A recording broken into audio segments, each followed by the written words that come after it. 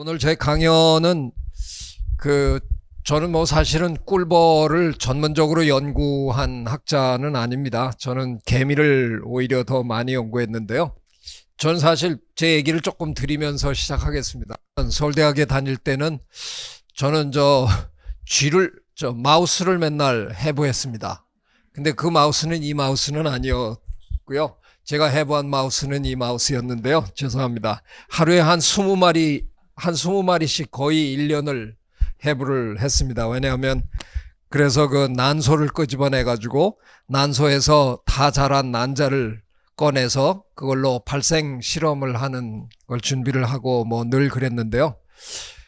제가 한때 너무나 달인이 돼 가지고 20마리를 한 마리씩 다 이렇게 경추를 잡아 당겨서 이렇게 죽이고 엎어서 배에다가 알코올 바르고 가르고 난소 2개씩 떼내 가지고 배양에게 넣고 하는 데까지 20마리 하는데 3분 이내로 제가 끝낼 수 있는 정도로 굉장히 빨라졌습니다.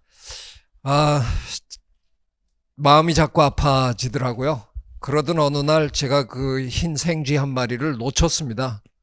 실험실에서. 그놈을 잡으려고 그냥 뭐 실험실을 다 뒤졌는데 결국은 못 잡고 말았습니다.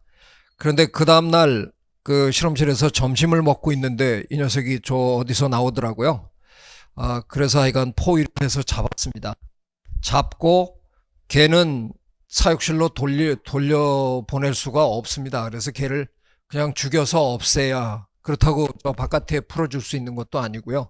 근데 걔를 죽이려고 제가 걔 꽁지를 잡았는데 그냥 손이 너무너무 떨려가지고 못 죽였어요. 결국은 못 죽이고 서울대 캠퍼스 전체에서 쥐 죽이는 거 최고의 달인인 제가 도저히 못 죽이겠다고 친구한테 알아서 해달라고 넘기고, 그날로 저는 생물을 죽이는 공부를 접기로 결심을 했습니다. 그래서 발생생물학자가 되는 걸 멈추고 미국 유학을 떠나서 생태학자가 됐습니다. 이제는 생물을 살리는 그런 연구를 해야 되겠다. 그래서 미국에 가서는 펜실베니아 주립대학에 가서는 또 알래스카 섬에 가서 거기 바닷가에 사는 새들의 깃털에 기생충 연구를 했습니다. 이거 뭐 제가 꼭 하려고 그래서 한 거 아니고요. 제 지도 교수님이 새를 자꾸 가져오시는 바람에 저는 주로 냉동실 안에 있는 새들을 꺼내 가지고 걔네들의 날개며 뭐 이런 거에서 이제 기생충을 잡아 가지고 하는 연구를 해서 뭐 이 연구도 상당히 나름대로 재밌었습니다. 그래서 여러 가지 연구를 하다가 드디어 어느 날 제가 그래도 먹고 살아야 되니까요. 여름방학 때는 조교 월급을 받을 수가 없어서 어느 선생님이 하시는 연구의 보조원으로 일하면서 곤충 잡는 트랩을 이렇게 매일 트럭을 타고 돌면서 그 트랩을 비우고 다시 갈아 끼고 뭐 이런 일을 여름 내내 했습니다. 근데 어느 옥수수밭 옆에 트랩을 하나 갈아 끼면 꼭 점심때가 됐어요. 그래서 거기서 샌드위치를 그 풀밭에서 먹으면서 이제 다음 곳으로 가야 되는데 그 옆에 크라운 배추라고 부르는 이 꽃밭이 제가 점심을 먹는 곳에 항상 있었는데 이 샌드위치를 먹으면서 이러고 보니까 거기 벌이 와서 걔네들을 이렇게 꽃가루 바지를 하는 거를 헐 봤습니다. 근데 어느 날 호박벌하고 꿀벌하고 좀 다르더라고요. 이게 꿀벌이 더 많긴 한데 꿀벌이 오히려 시간이 오래 걸리더라고요. 왜 그럴까 그러고 가만히 앉아서 관찰을 해보니까 이 콩과 식물이래 가지고요. 이파리가 꽃잎이 여러 쪽이 있는데 꿀벌이 와서 일단 제일 아래쪽 꽃잎에 앉으면 이 무게로 이게 열립니다. 그러면 이제 들어가야 되는데 꿀벌은 무게가 조금 덜 나가서 미처 열리지 않은 데를 삐집고 들어가야 되고 호박벌은 탁 앉으니까 탁 열리더라고요. 그러니까 혀를 집어넣어가지고 촥 빨아당기고 가더라고요. 그래서 그걸 여름 내내 그냥 관찰해서 이게 제 인생의 최초의 과학 논문이 됐습니다. 이건 뭐 석사 논문하고 전혀 상관없는데 석사학위 받기 전에 뭐 저렇게 해서 아주 간단한 논문 하나를 쓰게 되는 그런 경험을 했습니다. 그러면서 그때만 해도 제가 결국은 뭐 개미나 이런 연구하게 될 줄 아직은 몰랐던 때인데요.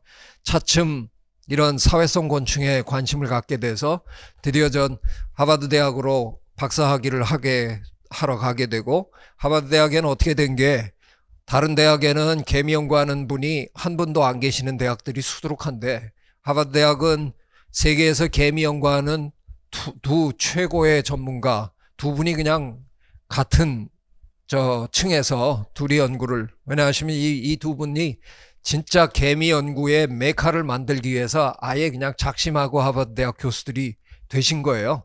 그래서 다른 대학보다 뭐 개미 연구에는 이게 비교가 안 될 정도로 막강한 곳이었습니다. 그래서 제가 거기에 이 두 분을 지도 교수로 모시고 연구를 시작했는데, 저는 또 원래 좀 반골 기질이 좀 있어가지고요. 남이 하라는 건 또 잘 안 합니다. 그래서 다 개미 연구하는데 혼자서 개미 연구를 안 하고 또 이상한 연구를 혼자 했었습니다. 그러면서도 개미 연구를 하는 사람하고 또 같이 연구를 늘 하게 되고, 결국은 제가 동물행동학이라는 학문으로 박사학위를 하게 되는데요. 이분이 제 증조 할아버지이세요. 오스트리아 분인데요. 제 몸에 오스트리아 피가 좀 흐르고 있다는 고백을 하는 건 아니고요. 이분은 제 진짜 증조 할아버지는 아니시고, 이분이 누구냐 하면 꿀벌의 춤 언어를 밝혀서 세상에 알려주신 분이고요. 이분은 니코 틴버겐이라고 네덜란드 분인데, 영국 옥스퍼드 대학에서 교수를 오래 하시고, 갈매기, 뭐 물고기 이런 연구 많이 하시고 상당히 훌륭한 제자들을 많이 키워내신 분입니다. 이방 안에 혹시 여러분 중에서 이기적 유전자를 읽으신 분이면 그 이기적 유전자를 쓴 리처드 도킨스가 이분의 거의 마지막 제자 중에 한 분입니다. 이분과 또, 그리고 이 사진 혹시 여러분 보신 적 있으실지 모르지만, 거위를 어려서부터 키워가지고 그 거위들로 하여금 자기를 엄마로 생각하게 만든 그 과정에서 우리의 행동 중에는 각인이라는 과정을 통해서 아주 어렸을 때 일단 배우고 나면 죽을 때까지 되돌릴 수 없는 그런 그런 행동들이 있다 하는 것을 밝힌 컨라드 로렌스하고 이 세 분이 노벨 생리물 의학상을 받습니다. 1974년에. 그때가 처음이자 마지막으로 저 같은 사람이, 야외에서 연구하는 사람이 노벨상을 받은 유일한 때입니다. 노벨상 시즌만 되면 기자들이 저한테 뭐 엄청나게 전화 많이 합니다. 왜 우리나라는 아직 노벨상이 없을까요? 뭐 이런 얘기 하는데 제가 늘 짜증냅니다. 난 노벨상 받을 사람도 아닌데 왜 자꾸 나한테 전화를 하냐고. 예, 저는 뭐 아무리 열심히 해도 노벨상 못 받습니다. 제 분야는 노벨상 대상이 아닙니다. 마치 생물학상인 것처럼 알려져 있는 생리밀 의학상은 실험실에서 이른바 분자생물학이라는 학문을 하는 분들이 받는 거죠. 이 세 분이 유일하게 받았던 때입니다. 그 중에서 이 반 프리쉬 교수님이 말씀드린 대로 제 great grandfather입니다. 증조 할아버지인데, 그 이유는 뭐냐 하면 이분의 수제자가 마르틴 랜다우라는 독일 교수님이고요. 그분의 수제자가 버톨드 오블러라는 독일 분인데, 이분이 하버드 대학의 교수가 되시고 제 지도 교수님이 되시는 바람에, 제 지도 교수님 두 분 중에 한 분이 되시는 바람에 제가 1대, 2대, 3대, 저는 이분의 수제자는 아닙니다. 이분의 여러 제자 중에 좀 못난 제자 중에 하나지만, 그래도 이게 일방적인 거잖아요.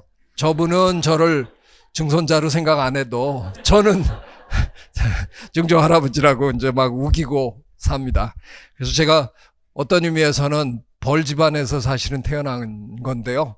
사실은 저만 개미를 한 게 아니라 이 두 분은 벌을 연구하셨는데, 이 수제자인 버톨드 오블러는 개미를 연구해서 개미학계의 최고봉에 이르신 분입니다. 그래서 저는 또 개미 연구를 한 게 아니라 또 민벌레라는 또 다른 연구를 또 해서 조금씩 이제 우리가 번져나가는 거죠.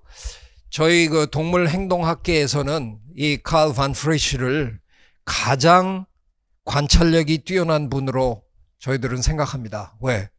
벌통 한 번이라도 보신 적이 있으시면 무슨 얘기인지 아십니다. 그 수천 마리의 벌들이 잉잉잉잉잉 하고 있는데 이분은 그걸 바라보다가 이 중에 어느 한 마리가 지금 춤을 추면서 얘네들한테 얘기하고 있다 하는 걸 찾아내신 분입니다. 이건 상상을 초월하는 관찰력입니다. 벌들 이러는데 거기서 야, 요 한 놈이 지금 얘네들한테 얘기하고 있어. 이걸 찾아내신 참 기가 막히신 어르신이었습니다. 이분이 찾아내신 거 근데 제가 최근에 발견했어요. 저분이 제일 먼저 생각한 건 아니었는지도 모르겠다 하는 생각이 듭니다. 아리스토텔레스의 BC 330년에 나온 히스토리아 아니말리움이라는 책에 보면 아리스토텔레스가 그 옛날에 뭐 이건 아리스토텔레스만 안 건 아니죠. 농부들이 다 알고 있었던 거죠. 벌이 꽃가루 바지를 하면서 자기 먹을 거리를 거기서 찾아온다. 이거는 뭐 우리 인류가 오랫동안 알고 있었습니다. 그런데 이분이 여기에 쓴 글에 보면 뭔가 춤이라고 딱 표현하시지는 않았는데 뭔가 무슨 버즈버즈 하는 이런 뭐 소리를 내면서 뭔가 무슨 짓을 하는데 그게 어쩌면 벌들이 뭐 서로 이렇게 얘기하는 건 아닐까 하는 약간의 의문을 남기셨어요. 그러니까 아리스토텔레스가 어떻게 보면 제일 먼저 생각하신 분인지도 모르죠. 하지만 그 확고한 관찰을 하신 분은 칼 반 프리시라는 겁니다. 예, 반 프리시는 어떤 관찰을 했느냐면요. 이 벌을 바라보면서 벌 중에 어떤 벌은 춤을 추고 다른 벌들은 그 춤추는 벌들을 쫓아다니는 걸 관찰을 한 겁니다. 대부분의 벌통에 보면 아침 일찍이 한 20마리 정도의 정찰벌들이 쫙 날아나갑니다. 나가서 그 동네에 있는 꿀들을 조사합니다. 그래갖고 한 뭐 10시나 이쯤 되면 이제 이 친구들이 다 돌아 들어와 가지고요. 다 각자 자기가 발견한 꿀이 참 좋다 하는 거를 얘기하기 시작합니다. 그런데 그렇게 얘기하면 다 그 뒤를 다른 꿀벌들은 쫓아다니면서 야, 네가 그래서 이거 발견한 거야? 다 얘기 알아듣고 한 아침 중반쯤 되면 어느 한 친구가 얘기하는 걸로 전체 꿀벌들이 다 합의를 봅니다. 이 과정이 굉장히 민주적인 과정입니다. 지금 뭐 대선철인데 뭐 여러 후보들이 다 자기를 지지해달라고 얘기하잖아요. 궁극적으로는 우리가 한 후보를 지지하게 되잖아요. 그 과정이 벌통에서 매일같이 벌어집니다. 근데 이거는 지금 하는 스타일보다는 어쩌면 옛날 우리 저 부모님들 시대의 선거 뭐 지금 젊은 친구들은 잘 모르겠지만 그 옛날엔 공설운동장 큰 저 초등학교 운동장 같은 데서 어떤 날은 막 동시에 두 후보, 세 후보가 같이 떠듭니다. 한 후보는 저쪽에서 또 한 후보는 저쪽에서 마이크에다 대고 소리 지르면서 저를 지지해 주십시오 막 이러는데 이런 걸 상상하시면 됩니다. 처음에는 이쪽에도 한 몇십 명 모여있고 저쪽에도 몇십 명 모여있는데 시간이 조금씩 가니까 사람들이 한쪽으로 다 이렇게 모인다 생각하시면 됩니다. 누군지 가장 설득력 있게 얘기하는 사람 쪽으로 쫙 몰리는 겁니다. 여기도 똑같아요. 가장 좋은 꿀을 발견한 저 정찰벌 쪽으로 다 모입니다. 그래서 결국은 합의를 이루고 그날은 그 친구가 발견한 것으로 모두가 다 합심해서 꿀을 나릅니다. 그런데 정찰벌이 나가서 발견한 꿀의 그 출처가 벌통으로부터 한 50m 미만이면 별로 대단한 춤을 추지 않는다는 걸 반 프리시가 발견했어요. 그냥 들어와서 라운드 댄스라는 거 빙글빙글 돕니다. 돌다가 휙 돌려서 또 반대로 돌다가 또 돌려서 반대로 돌다가 계속 이것만 해도 여기에는 커다란 정보가 들어있지는 않고 내가 뭘 발견했어 이 얘기만 계속 한다는 겁니다. 그런데 50m 직경 50m 근방은 얘네들도 거기 뭐 있는지 다 안다는 겁니다. 에이 뻔하네 뭐 저기 아카시아 그거 발견하고 얘 떠들고 있네. 구태여 어느 방향으로 얼마나 날아가라 얘기할 필요가 없다는 겁니다. 나 발견했어 이렇게만 하면 알았어 그리고 나가서 거기로 간다는 겁니다. 그런데 50m를 넘어가기 시작하면 이 꿀벌들이 그 바깥에 뭐가 있는지 다 기억하고 있는 게 아니라는 겁니다. 그때부터는 나가서 어느 방향으로 얼만큼 날아가라 하는 걸 분명히 가르쳐 주지 않으면 벌이 나와가지고 어디로 가라는 거야? 이렇게 되는 거니까 이건 뭐 막막한 겁니다. 이걸 반 프리시가 발견한 겁니다. 그럴 때 웨글 댄스라는 꼬리춤이라는 걸 추는데요. 부르르 떨면서 날개를 떠는 건 아니고요. 몸만 떱니다. 이 배만 부르르 떨면서 이렇게 직선 걸음을 올라간 다음엔 한 바퀴 빙 돌고 제자리로 와갖고 또 부르르 떨고 올라갔고 이번엔 반대로 한번 돌고요. 또 부르르 떨고 올라가고 이 팔자, 이른바 팔자 춤을 여러 번 반복합니다. 그러면 다른 꿀벌들이 따라가면서 알았어 이렇게 하고 이제 얘기를 알아듣고 나가는 겁니다. 뭘 알아들었나?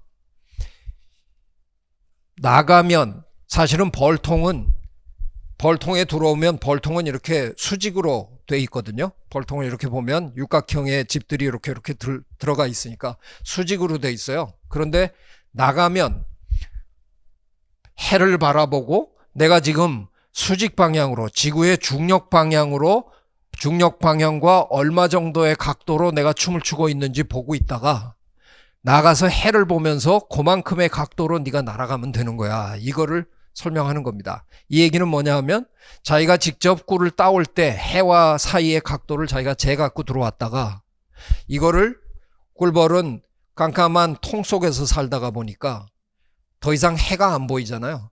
그러니까 이번에는 해를 중심으로 정보를 전달하는 게 아니라 지구의 중력을 중심으로 정보를 전달하는 걸로 바꿨습니다. 해 방향을 중력 방향으로 바꾸는데 진화의 역사에서 꿀벌이 성공을 한 겁니다. 그래서 들어와서는 중력 방향에다가 대고 춤을 추는데 알아듣기는 나가서 한 30도 각도로 해에서 우측으로 날아가라는 거야. 알아듣고 날아갑니다. 그리고는 얼마나 날아가야 되는 거야? 이것도 가르쳐 줍니다. 실제로 얼마나 빠른 속도로 이 직선 춤을 추느냐. 굉장히 천천히 부릉 하고 돌고 붕 하고 도는 거랑 부릉 도는 거랑은 거리의 차이가 있다는 겁니다. 짧게 추면 얼마 안 멀고 굉장히 오래 추면 한참 가야 된다는 걸 한다는 겁니다. 이게 얼마나 정확하냐 하면요. 우리도 거리 맞출 수 있습니다. 관찰해 보면서 얘가 예를 들면 1분에 얼마나 가느냐 아니면 저거 하나 하는데 몇 초 걸리느냐를 계산해 가지고 그 초와 실제로 나가서 제가 어디서 발견하고 왔느냐를 가서 찾아가지고 두 개를 표를 만들어 보면 거의 직선으로 정확하게 떨어집니다. 그러니까 이런 표가 만들어지고 난 다음엔 얘가 얼마나 추느냐만 알면 거기서 이렇게 갖고 한 3,000m 가라고 이게 나오는 겁니다. 저는 미국에서 수업을 할 때 학기말고사로 이걸 한번 해본 적이 있습니다. 제 학생들에게 이걸 공부를 시키고 학기말고사 한 일주일 전부터 학교 옥상에다가 꿀벌통을 갖다 놓고 또 제가 일부러 설탕물을 가지고 어느 특정한 지역에서 훈련을 시켜 놓는 겁니다. 그러고 난 다음에 시험날 학생들이 전부 와서 벌통에서 벌 춤추는 거 보고 와야 됩니다. 근데 제 조교 4명이 한 명은 정확한 자리에 앉아 있는 거, 3명은 엉뚱한 데 앉아 있는 거죠. 그런데 거기 와가지고 그 조교한테 사인 받아 갖고 오는 겁니다. 그러니까 엉뚱한 조교 찾아간 친구는 점수가 없는 거고요. 제대로 된 조교 찾아오면 점수가 있는 겁니다. 95% 이상의 학생들이 다 맞춥니다. 이건 그 정도로 객관적이라는 겁니다. 우리 인간도 벌의 얘기를 그대로 알아들을 수 있다는 겁니다. 이 정도의 확실한 정보를 전달해 줄 수 있는 이런 능력, 그래서 감히 반 프리시는 춤 언어라고 불렀습니다. 언어학자 노엄 촘스키 선생님은 절대로 안 된다고 그러시더라고요. 제가 촘스키 선생님 한번 뵈러 갔다가 전 까치의 언어를 연구합니다. 그랬다가 아주 무지하게 혼나고 나왔습니다. 근데 저는 꿀벌도 언어가 있는데요. 그랬더니 촘스키 선생님, 그건 언어가 아니야. 이렇게 해갖고 한참 선생님하고 승강이 하다가 전 야단만 맞고 나왔습니다만 저는 언어라고 믿습니다. 왜? 이거는 제가 만일 제 고양이가 제가 집에 왔는데 제 발에 척척 감기면서 야옹야옹 하면 너 왜 그래? 배고프냐? 밥 주면 잘 먹으면 얜 지금 저한테 나 배고프다고 얘기하는 거죠. 이것도 언어일 수는 있습니다. 하지만 이런 정도는 언어라고 얘기하기보다는 이 세상의 거의 모든 동물이 자기 의사 표현을 할 수 있는 능력이 다 있는 겁니다.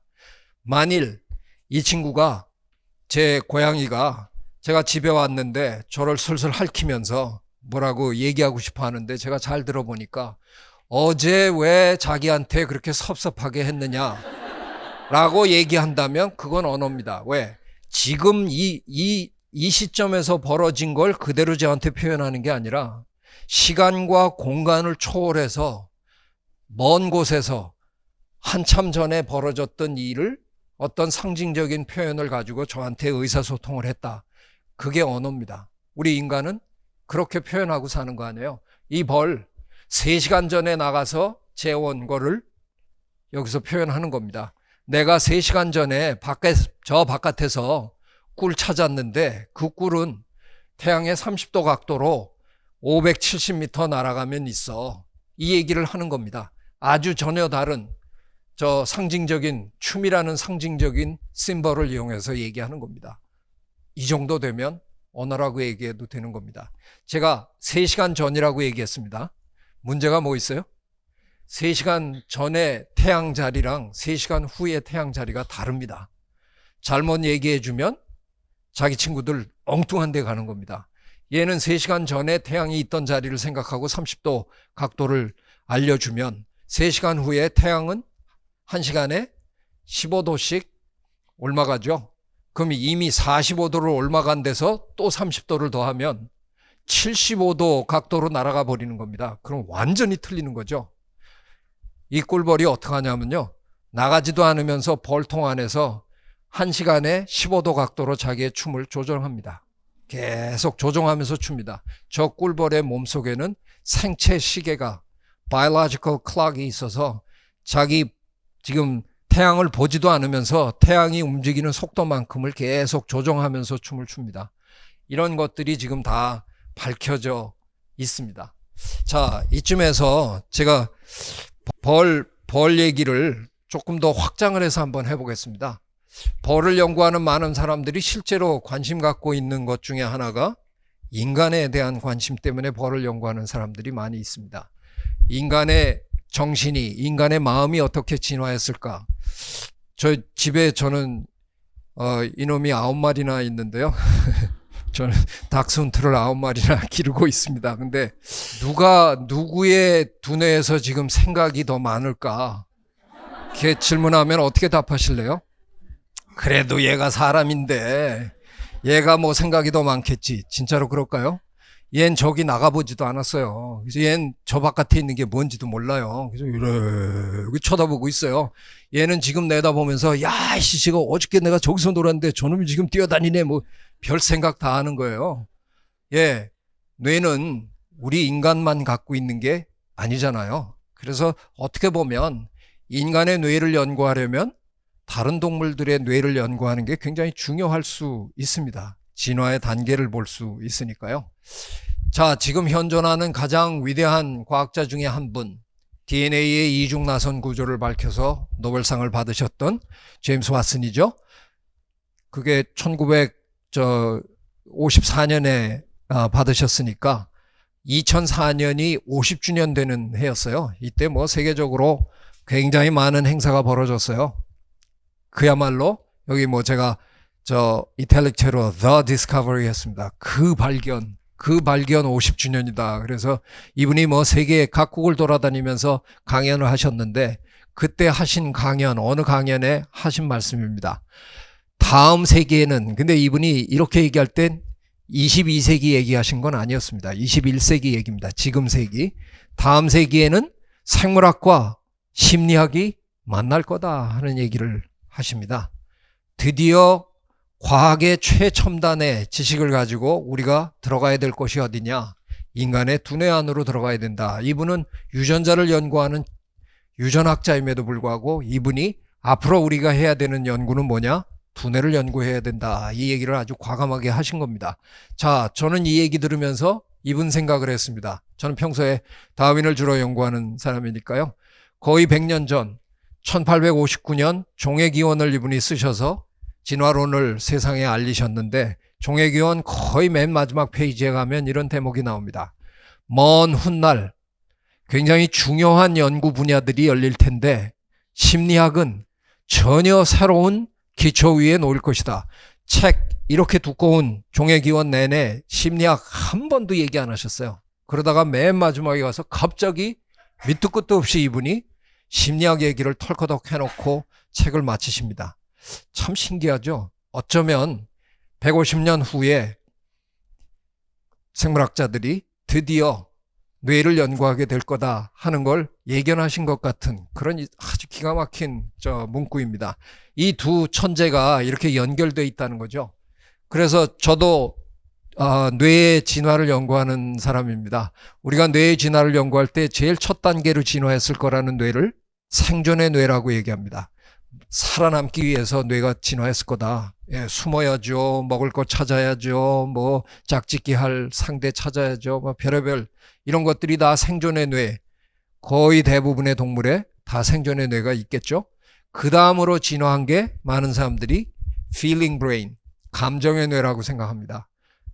느낌, 뭔가 이렇게 감정을 갖고 있다는 거죠.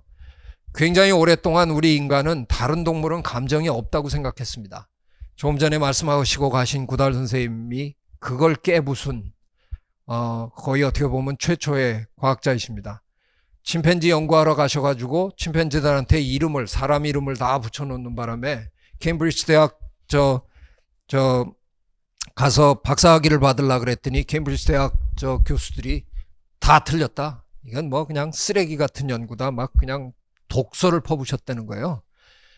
너가 사람 이름을 붙이는 순간 객관성을 잃어버렸다. 너는 벌써 걔네들한테 감정적으로 이렇게 파묻혀가지고 이건 과학적인 연구가 아니다. 우리는 그런 거 할 줄 몰라서 안 했는 줄 알아. 그래서 우리가 그동안 다 번호 붙이고 한 거야. 이 거리를 두고 해야 되는 거야. 이렇게 얘기를 한 겁니다. 구단 선생님 거기서 굴복하지 않으시고, 나는 어려서 우리 정원에 있는 지렁이한테도 내가 이름 붙이고 살았다. 내 개 이름 러스티였다. 개들 안 길러보셨냐. 그리고 거기서 그걸 돌파하셨어요. 그래서 그 교수님들이 다 승복을 하시고 박사학위를 받으신 거죠. 예, 우리 후배들은 구단 선생님한테 너무너무 감사합니다. 선생님이 그걸 안 해주셨더라면 저희는 아마 지금도 어쩌면 동물은 뭐 이런 행동을 하는구나. 거기서 그냥 딱 문 닫고 더 이상 들어가기를 거부했을 겁니다. 근데 구단 선생님이 그 용감하게 그 문을 열어젖히는 바람에 지금 우리는 다 압니다. 동물들도 다 감정 갖고 있다는 거 알잖아요. 학자일 필요 없으시잖아요. 이 세상에 모든 개, 고양이 감정 없어도 내 개는 감정이 있잖아요. 내 고양이는 감정이 있습니다. 나랑 늘 감정 싸움 하잖아요. 아이고 오늘 삐쳤네 뭐 다 하잖아요. 감정 다 있습니다. 80년대 초반만 해도 미국의 수의과 대학에서는 동물은 감정이 없어서 고통을 느낄 줄 모른다. 마취할 필요 없다고 가르쳤습니다. 그래서 동물 수술할 때 마취하지 않았습니다. 이게 수백 년 전이 아닙니다. 하지만 이젠 절대로 그런 짓 못합니다. 우리 다 합니다. 동물들도 감정 갖고 있다는 거. 자, 감정은 누구나 갖고 있다 그러니까 인간을 따로 떼낼 수가 없잖아요. 그 다음에 생각해낸 게 thinking brain, 사고의 뇌입니다. 생각의 뇌. 우리 인간만이 생각할 줄 안다. 천만의 말씀입니다. 구단 선생님이 발견하신 그 모든 침팬지들 다 생각하고 합니다. 흰개미 굴 속에 나뭇가지 집어넣어가지고 그 나뭇가지가 적인 줄 알고 그걸 물어뜯는 걸 싹 꺼내갖고 훑어먹는 침팬지. 이게 어떤 모양으로 해야 잘 들어갈까를 생각해서 굴 모양을 기억했다가 딴 데서 놀다가 비슷한 나뭇가지, 야, 요거 괜찮다. 그래 짚고 가서 그걸로 쑤셔 넣는 그 침팬지. 걔가 생각 안 하고 사는 침팬지입니까? 생각합니다. 우리랑 똑같이 생각하는 건 아니지만 대부분의 동물들도 생각합니다. 생각하는 뇌도 더 이상 동물과 우리를 구별해낼 수가 없습니다. 그래서 제가 지금 뭐 외롭게 지금 주장하고 있는데요. 그 책을 지금 쓰기 시작했는데 저는 우리 인간을 동물로부터 다른 동물들로부터 이렇게 구별해내는 뇌가 사고의 뇌가 아니라고 생각합니다. 왜? 이 양반 누군지 아시죠? 실버스터 스탈론인데 락키 뭐 램보 이런 거 찍은 사람이잖아요. 영화에서는 좀 머리 안 좋은 사람으로 나오잖아요.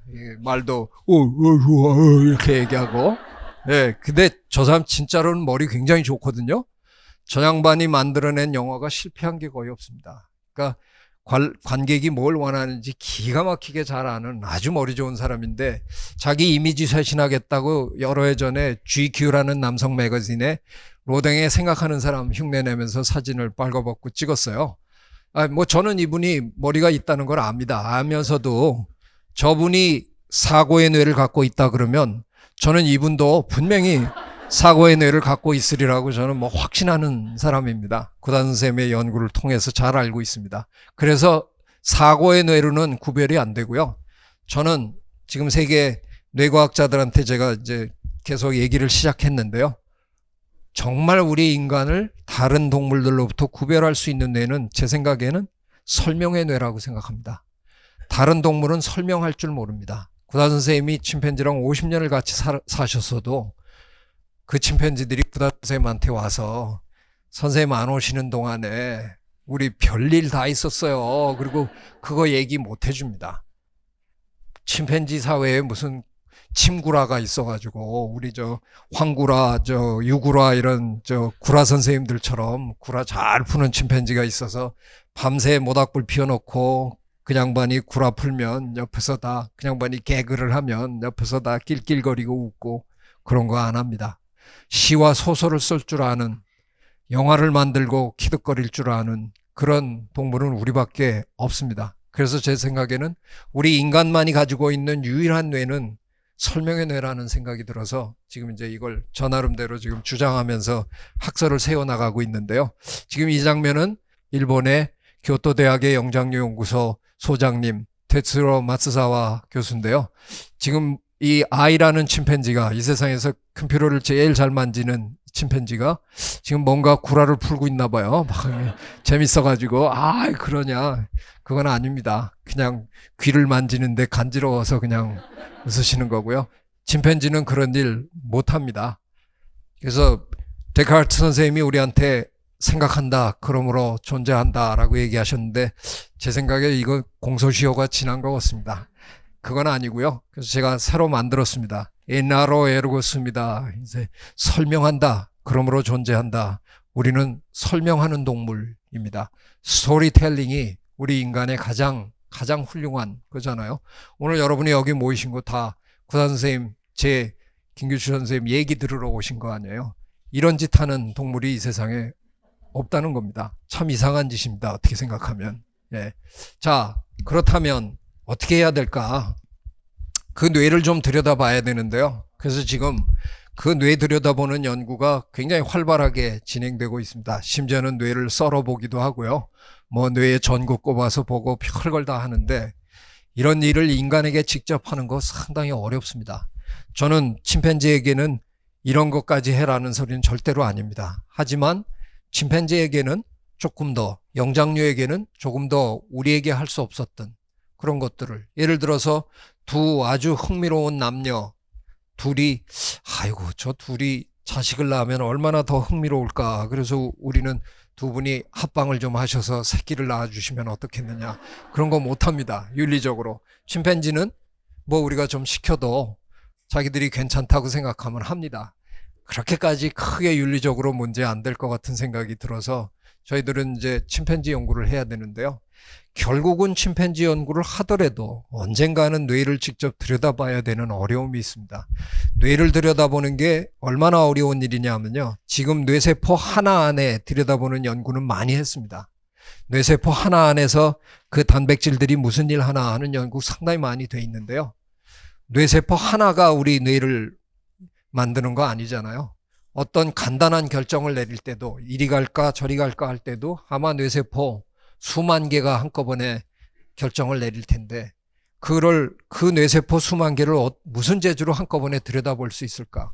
지금 기껏 할 수 있는 건 쥐의 뇌를, 미안합니다. 이건 쥐에서 좀 그렇게 하는 모양인데, 뇌를 이렇게 열어놓습니다. 열어놓고 그 뇌과학 연구실에서 그 쥐의 뇌세포에 한 100몇십 개 정도에다가 전극을 꼽습니다. 그러곤 쥐한테 이리로 가다가 미로에서 이쪽 갈래 저쪽 갈래 시키고 훈련받은 대로 잘 가나 안 가나를 여기서 검토합니다. 이 연구가 지금 우리가 할 수 있는 가장 그래도 앞선 연구인데요. 100몇십 개 뇌세포 결정 보고 할 수 있는 연구 한계가 아주 뚜렷하게 있습니다. 그래서 많은 사람들이 지금 벌을 연구합니다. 벌은 벌통에 예를 들어서 수천 마리, 수만 마리의 벌들이 웅웅거리고 있다. 그 벌들 하나하나의 뇌가 혹시 우리 인간의 뇌세포 하나처럼 움직이는 건 아닐까? 왜? 제가 아까 말씀드렸습니다. 아침에는 정찰벌들이 20마리가 나갔다가 막 이렇게 했는데 그 정찰벌들이 하는 얘기들을 다 이 벌들이 들으면서 어느 순간부터는 한 마리로 결정을 해서 준다. 이게 혹시 우리 머릿속에서 뇌세포들이 여러 생각을 하다가 그래도 이게 제일 좋겠지 하고 결정하는 거랑 상당히 비슷한 과정을 거치지는 않을까. 그래서 지금 벌통을 들여다보면서 뇌과학 연구를 하고 있고요. 개미들을 내려다보면서 뇌과학 연구를 합니다. 개미 수만 마리 한꺼번에 찍으면서 다 검토할 수 있으니까요. 그렇다고 벌 죽이는 것도 아니고요. 개미 죽이는 것도 아닙니다. 그래서 별로 그 나쁜 연구도 아니고 상당히 많은, 그래서 벌통 전체를 하나의 집단 지능으로 보면서 지금 연구를 하는 그런 연구가 활발하게 진행되고 있습니다. 자, 지금까지 벌이 얼마나 훌륭한가, 우리에게 얼마나 좋은가 하는 얘기를 좀 자연과학자의 입장에서, 과학의 입장에서 좀 드렸습니다. 아인슈타인은 물리학자였는데 도대체 이 양반이 무슨 근거로 이런 얘기를 하셨는지 참 근거 있는 얘기인지 어떤지는 모르는데 지내놓고 보니까 저분이 뭘 아셨던 거예요. 지금 벌들이 어마어마한 속도로 사라지고 있습니다. 실제로 벌들이 만약에 지구상에서 사라지면 무슨 일이 벌어질까? 미국의 경우에는 지금 벌들이 너무나 사라져서 양봉업이 끊임없이 지금 몰락하고 있는데요. 양봉업이 몰락하면 꿀을 못 먹죠. 그 달콤한 꿀. 꿀 못 먹는 건 그건 아주 작은 부분이고요. 벌들이 사라지면 이 모든 우리가 기르는 모든 작물들이 거의 다 사라질 수밖에 없습니다. 벌 때문에 우리가 사실은 농사를 짓는 겁니다. 벌이 만약 없으면 우리 다 70억 세상 사람들이 매일같이 붙들고 나가서 꽃가루 바지 시켜줘도 우리 도저히 농사를 지을 수 없습니다.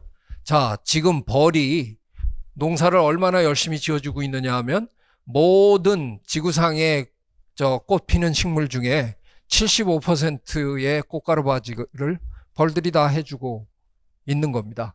이 75%의 꽃 피우는 식물, 현화식물 안에 우리가 먹는 거의 모든 채소며 거의 모든 식물이 이 안에 다 들어가 있습니다. 자, 벌이 사라지면 아인슈타인 선생님 말씀이 정확하게 맞아떨어질지도 모르겠다 하는 생각이 정말 드는 겁니다. 우리가 먹고 있는 이 많은 것들, 이게 전부 벌들이 우리한테 가져다 주는 음식들입니다. 사과를 비롯해서 체리도 있고요, 양파도 있고, 하다못해 우리가 마시는 차도 다 벌들이 우리에게 만들어주는 식단입니다. 자, 벌이 우리가 먹고 있는 음식에, 미국의 한 연구에 의하면 우리가 매일 먹고 있는 음식 세 번 먹을 때 한 번은 그게 다 벌이 우리한테 주는 거라고 생각하면 맞는답니다. 그러니까 우리가 먹는 거의 모든 거에 3분의 1을 벌이 책임져 주고 있는 겁니다. 미국의 생태 경제학자들이 계산한 바에 의하면은 플로리다 주의 경우에는 벌들이 우리에게 생산해 주는 게 3.3 빌리언 달러를 벌들이 우리에게 벌어주고 있다는 겁니다. 예, 벌이 우리의 경제를 책임져 주고 있다. 그래도 과언이 아니라는 겁니다. 자, 아인슈타인 선생님이 우리는 아인슈타인 생각하면 뭐 MC 스퀘어 이퀄스 뭐 이런 거 생각하잖아요. 이 만화가가 그게 사실 알고 보니까 벌 없어지는 거를 설명한 상대성 이론이 그거 아니었을까 지금 이렇게 생각하는 겁니다. 실제로 이런 사진도 있더라고요. 아인슈타인 선생님 뭐 칠판에다 벌 그려놓고 뭐 한마디 하셨어요. 그래서 좀 수상합니다. 우리가 지금 알고 있는 저 물리학 이론이 저게 물리학 이론이 아니라 벌 생물학 이론이 아니었을까 이런 생각을. 왜 벌들이 사라지느냐에 대해서는 지금 의견이 굉장히 분분합니다. 어쩌면 벌통에 있는 진드기 때문에 그런 일이 벌어지나 하는 얘기들도 하고요. 또 우리가 사용하는 살충제 때문에 벌들이 이렇게 드디어 벌들의 몸속에 저 살충제들이 농축이 돼 갖고 드디어 사라지고 있는가. 전체적인 환경 오염 때문에 그런 건 아닐까. 도심의 벌들이 특별히 사라지는 건 혹시 전자파 때문은 아닐까. 뭐 이런 연구들이 지금 굉장히 많이 진행되고요. 또 흥미롭게도 양봉을 하려면 꽃이 피는 쪽으로 벌들을 다 이동을 시켜야 되잖아요. 근데 벌들이 새로운 지역에 가면 굉장히 혼란스러운 거죠. 아까 제가 말씀드린 대로 50m 근방은 자기네들이 다 알고 있었는데 새 지역에 가면 50m 근방을 또 빨리 파악을 해야 되잖아요. 이거 미처 파악도 하기 전에 또 거기 아카시아 다 지었다고 클로버 찾아서 또 농부가 옮깁니다. 벌들이 이게 정신적으로 굉장히 힘들어서 어쩌면 이런 일이 벌어지는 거 아니냐. 여러 가지 학설들이 있고 지금 이거 참 초조하게 이 연구를 지금 아주 많은 벌 학자들이 연구하고 있습니다. 저는 개인적으로 여기에다가 한마디 더 최근에 제 개인적으로 붙였습니다. 그래서 미국 제 동료들이랑 지금 연구를 시작했는데요. 이런 지금 말씀드린 대로 살충제나 저 양봉하는 그게 문제가 있거나 여러 가지 질병 또는 저 전자파, 혹시 여기에 저희가 ecological mismatch라고 부르는 현상이 있는데요. 저는 이걸 우리말로 생태 엇박자다 이렇게 붙여봤는데요. 혹시 이게 큰 문제를 일으키는 건 아닐까? 뭐 이게 전부는 아닐지 몰라도 중요한 요인 중에 하나일 수 있다 하고 지금 연구를 시작했는데요. 이게 뭐냐 하면 지금 지구온난화 때문에 예를 들어서 우리나라만 해도 지난 30년간 개나리, 진달래, 벚꽃의 개화 시기가 적어도 일주일 정도 빨라졌습니다. 자, 꽃은 일찍 폈는데 벌이 너무 늦게 나온다. 그러면 벌이 나와서 지금 꿀을 따야 될 시절에 꽃들이 벌써 다 지기 시작하면 어마어마한 일이 벌어질 수 있다는 거죠. 아직 벌에서는 이런 연구 결과가 나온 건 없습니다. 하지만 철새들을 가지고는 유럽에서 이미 상당한 연구가 돼 있습니다. 저 아프리카에 갔다가 철새들이 돌아오는데 철새들이 돌아와서 알을 낳고 그게 부화하면 그 새끼들에게 먹이를 줘야 되는데 신기하게도 새들의 새끼들은 꼭 곤충 단백질을 먹어야 됩니다. 그때 뭐 소고기를 준다고 먹지 않습니다. 곤충을 잡아 먹어야 되는데 지구온난화 때문에 곤충들은 유럽의 곤충들은 일찌감치 더워지니까 일찌감치 나와서 벌써 한 사이클 대충 돌고 끝날 무렵에 얘네들이 올라온다는 겁니다. 올라와가지고 주변에 뭐 좀 날아다니긴 하지만 저 알 낳아가지고 부화시키고 이제 막상 잡으러 나가니까 곤충이 굉장히 적다는 겁니다. 그래서 덴마크의 경우에는 70%의 철새가 한 해에 다 죽어버렸습니다. 못 먹여가지고. 이런 일들이 지금 벌어지고 있습니다. 아주 간단하게 박자가 안 맞는 겁니다. 이것들끼리. 자연계의 조화가 지금 깨지기 시작한 겁니다. 그런데 박자 조금 안 맞는 게 우리에게 주는 이 영향은 어마어마합니다. 철새들의 한 나라로 날아왔던 철새들의 70%가 몰락한다. 이거 상상을 초월하는 얘기입니다. 어쩌면 꿀벌에게도 지금 그런 일이 벌어지고 있는 건 아닐까. 그게 제 학설입니다. 자, 기후변화의 시대입니다. 알 고어 미국 부통령은 대통령 선거에서는 떨어졌지만 이 지구온난화의 심각성을, 기후변화의 심각성을 불편한 진실이라는 책을 쓰고 다큐멘터리를 만들어서 세상에 잘 알려준 공을 인정받아서 2007년에 노벨 평화상을 받습니다. 이분 덕택에 우리나라도, 저분이 노벨상 받기 전에는 우리나라 정부는 기후 관련 협약 다녀오면은 정부 관리가 저 방송 앞에서 한다는 얘기가 국민 여러분 기뻐해 주십시오. 이번에도 우리가 미꾸라지 새끼처럼 잘 빠지고 돌아왔습니다. 네, 그렇게 표현은 안 했는데요. 제 귀엔 그렇게 들리더라고요. 이번도 감축 의무국에 안 끼고 그냥 어떻게든 미꾸라지처럼 잘 빠지고 왔다. 그걸 국민한테 늘 안심시켰어요. 매도 먼저 맞으면 낫다 그랬습니다. 다른 선진국들은 이미 감축국에 끼어서 준비해 왔습니다. 갑자기 우리는 시작을 하는 바람에 우리 경제가 타격이 굉장히 심했습니다. 2007년 이분이 노벨상 받고 난 다음부터 우리 정부는 중요한가 보네. 일을 딱 한 겁니다. 예, 심각합니다. 그런데 우리 정부가 그런 심각성을 깨닫기 전에 사실은 시민단체가 먼저 시작했습니다. 환경재단이 중심이 돼서 2008년 2월 22일 세계 최초로 Climate Change Center라는 게, 기후변화 센터라는 게 만들어졌습니다.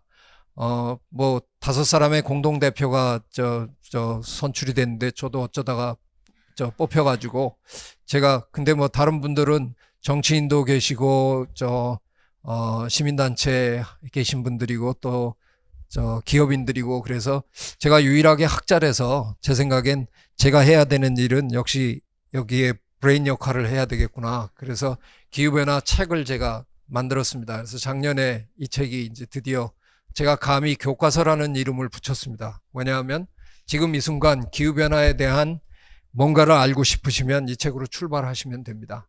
뭐 그런 걸 두고 우리가 교과서라고 하니까 그래도 제가 과감히 붙였습니다. 제잉그달 박사님은 우리 기후변화센터의 해외 고문 역할을 또 해주고 계십니다. 여러 가지 일로 한국에 도움을 어마어마하게 많이 주고 계십니다.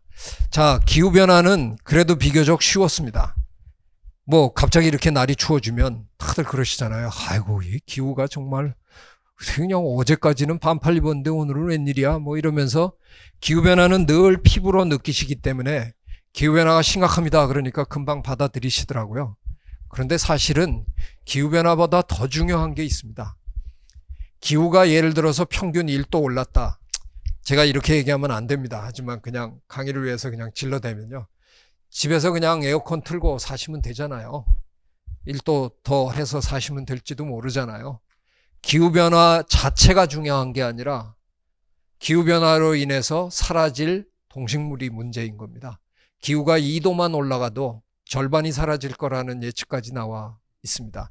그래서 1998년에 미국의 자연사박물관, 뉴욕 자연사박물관에서 해리스라는 곳에 설문조사를 의뢰해가지고 세계 지식인들한테 우리를 옥죄는 여러 가지 사회 문제 중에 가장 중요한 게 뭐냐라고 물었는데, 생물학자만 물은 거 아니고요, 모든 사람들한테 다 물었는데 절대 다수가, 압도적으로 많은 사람들이 생물 다양성의 고갈이 가장 심각한 문제다라고 했습니다.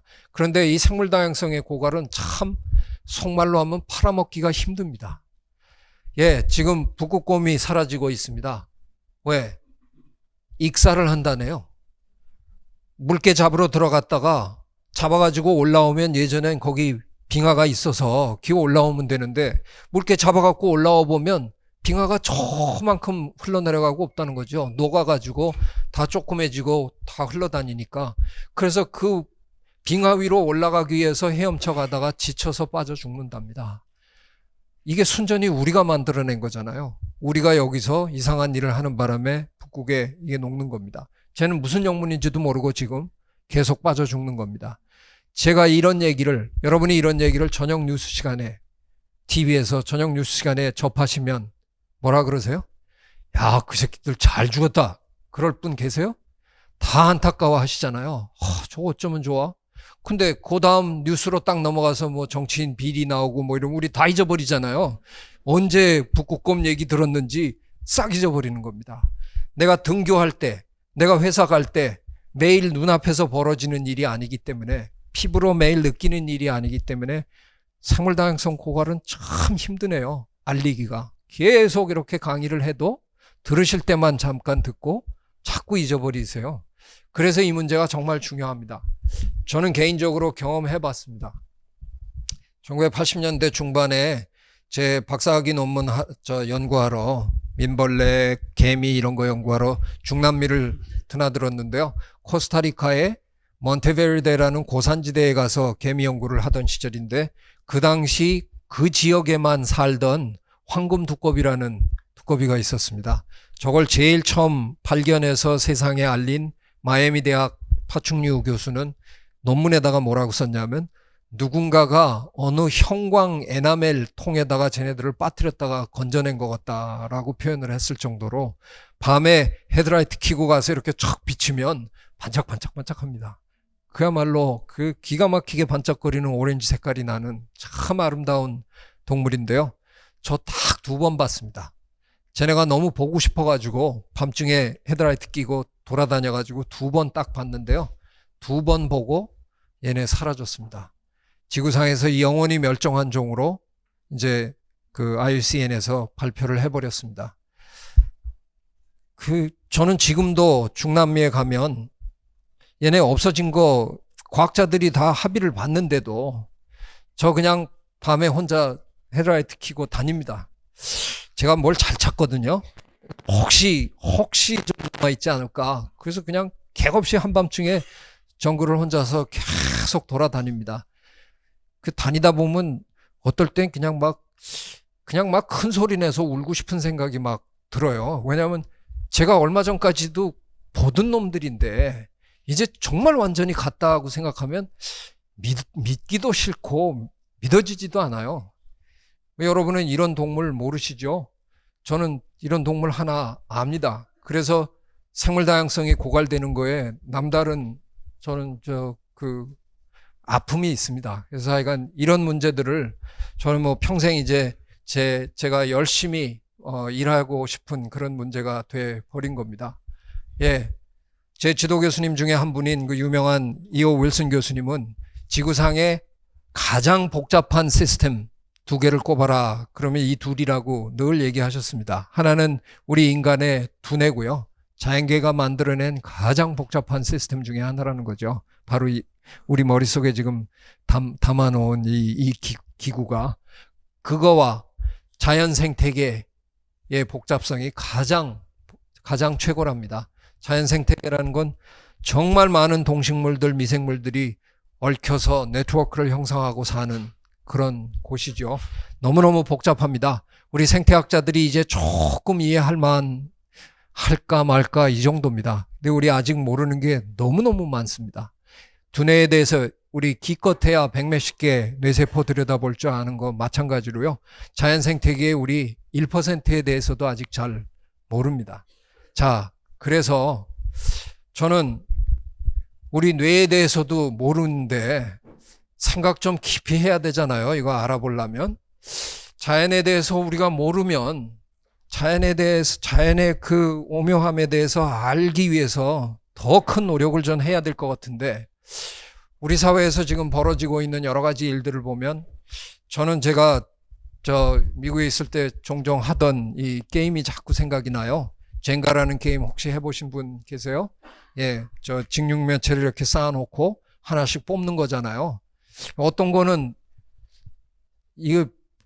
뽑아도 아무것도 없는데 발발 떨고 뽑고 어떤 거는 이건 뭐 절대 안 넘어져 그러고서 쑥 뽑는데 후룩 넘어지고 이거 참 신기해요.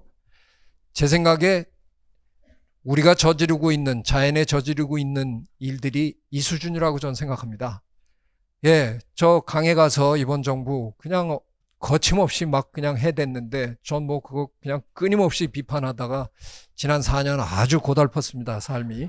뭐 계좌 추적 당하고 세무조사 당하고 연구비 다 잘리고 아주 뭐 힘들었는데 그렇더라도 제가 멈출 수 없는 게 저는 모르면 조심하는 게 옳다고 생각합니다. 가서 이렇게 막 긁어댈 때 거기에 수소곤충, 거기에 그 쉬리, 줄납자루 그런 민물고기들이 얼마나 힘들겠습니까? 걔네들은 하루아침에 삶의 터전을 막 잃어버리는 건데 도대체 그걸 해서 우리가 얼마나 큰 경제적인 도움을 얻는지는 모르지만 그걸 해서 갑자기 우리가 세계 최고의 국가가 되는지 모르지만 전 미국보다 2배로 잘 살아준다 그래도 전 반대합니다. 왜? 그건 그렇게 하는 게 아니거든요. 우리만 잘 살자고 하는 게 절대 아니잖아요. 아까 김규천 선생님이 얘기하셨습니다. 다른 생물들 겨우 살게 하는 게 중요한 게 아니잖아요. 우리만큼 그들도 행복하게 잘 살게 해주는 게 중요한 겁니다. 아직 우리 자연 생태계에 대해서 아는 게 너무 없습니다. 어느 걸 뽑았을 때 그거 뭐 쉬리 하나 없어진다고 뭘 그렇게 난리야. 예, 우리 수생태계에서 쉬리라는 민물고기 한 종이 없어졌을 때 그 종으로 인해서 전체가 무너질 줄, 그거 절대로 안 무너진다고 얘기할 수 있는 생태학자 있으면 하나 나와보라 그러십시오. 없습니다. 우리 아무도 모릅니다. 모르면 조심해야 되는 겁니다. 저는 자연에 대한 우리의 이런 일들은 또 조심 해도 될까? 또 물어보고 천천히 가야 된다는 생각입니다. 그렇게 가도 우리 굶어 죽을 것 같은 생각은 저는 안 듭니다. 이제 조금 우리의 욕심을 약간 다스리고 조금씩 천천히 자연과 함께 더불어 살 수 있는 그런 우리가 삶을 살았으면 좋겠습니다. 이런 일들이 지금 우리 연극계도 벌이 사라지는 걸 안타까워하는 그런 표현을 했고요. 우리 사회의 곳곳에서 구단 선생님이 아까 말씀하신 대로 희망의 이런 싹이 이제 보입니다. 같이 더 많은 사람들이 합류만 하면 될 것 같아요. 저는 누가 영어로 이렇게 써놓은 걸 언제 본 적이 있어서요. 제가 그냥 가져왔습니다. Save the bees, save human beings 입니다. 벌을 살려야 우리 인간도 산다. 여러분들이 다 동참해 주시기를 바랍니다. 제가 시계가 없어서 얼마나 오래 떠들었는지 모르는데 너무 길게 했으면 용서하십시오.